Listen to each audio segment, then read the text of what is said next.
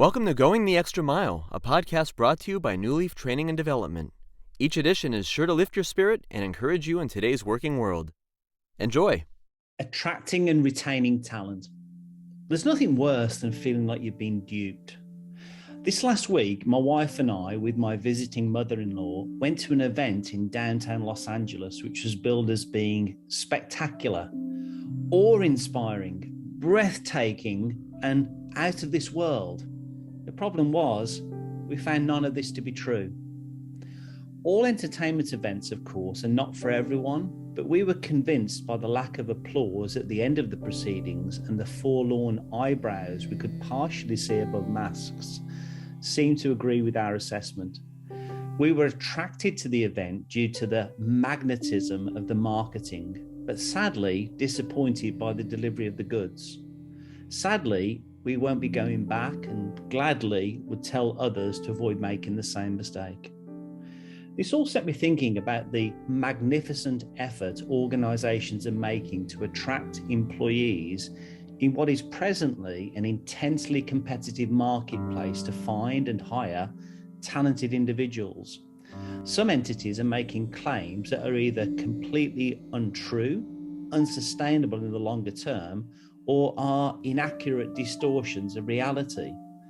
Such organisations are, in effect, making a lot of noise by banging a big drum, but there's little substance to the orchestra marching behind the drum beater.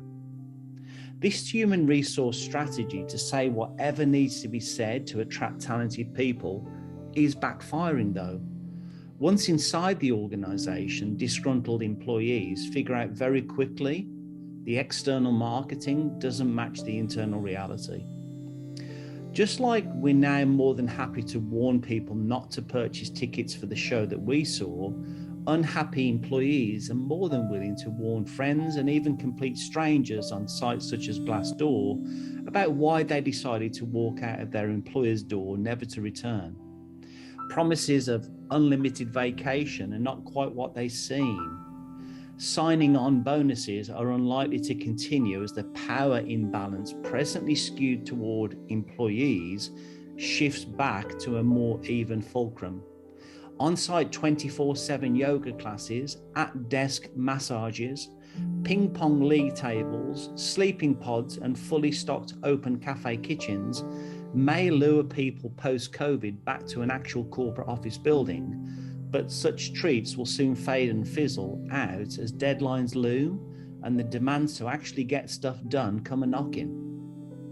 A phrase commonly heard within organisations today is attraction and retention. How do we attract the best and the brightest? How do we retain the good people we already have, as well as the ones we just hired to ensure they don't go elsewhere? I often say the trouble with talent is they have legs, and talented people have plenty of choices. My observation has been that the glue that holds an attract and retain strategy together is the word engagement. See, fully engaged employees are not thinking about the back door shortly after they've walked through the front door. Fully engaged employees become promoters and will gladly tell their friends and even complete strangers willing to listen about why they should also join the organisation. 3 pragmatic ways to engage the hearts and minds of talented employees I've found from my experience are as follows. Number 1, help the employee connect the importance of the work they do every day with the mission, vision, and values of the organisation. Number 2, agree a win-win agreement each year on 2 to 3 high priority goals which bring out the best of the employee and how, by achieving these, it'll make a significant contribution to the organisation, hence a win-win. And number 3, discuss and agree a clear line of sight for the next position for the employee. What is the experience and required attributes to help that employee reach the next position that most interests them? Reflecting back on our sojourn to downtown Los Angeles, we were attracted, but we weren't engaged. Due to us not being engaged, they won't retain us as customers. And sadly, we're not promoters, but we're actually negators. Herein lies the dilemma for employers who attract but don't engage, and therefore can't retain talented employees. I hope you found that short story useful, and if you did, feel free to rate, review, and share this podcast. We'll be back next week with another episode, and we also invite you to check out our other weekly podcast, Take 5, an inspiring interview with a leader worth listening to. Bye for now.